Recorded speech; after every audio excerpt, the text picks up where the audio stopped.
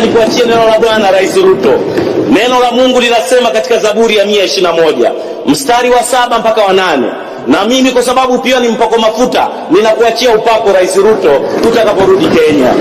Neno la Mungu linasema Bwana atakulinda na mabaya yote. Bwana atakulinda nafsi yako. Bwana atakulinda utokapo na uingiapo, tangu sasa na hata milele. Rais Ruto, Bwana amekupa kibali. Usiogope, sisi wa Tanzania tunajivunia kazi za Daktari Samia Suluhu Hassan.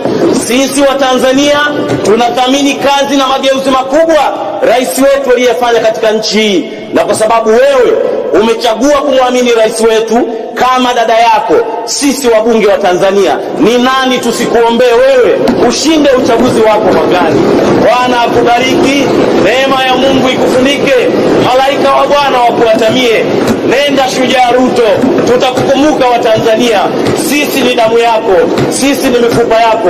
Bwana akubariki na kutengemaza katika jina la Bwana. Asante Rais Ruto.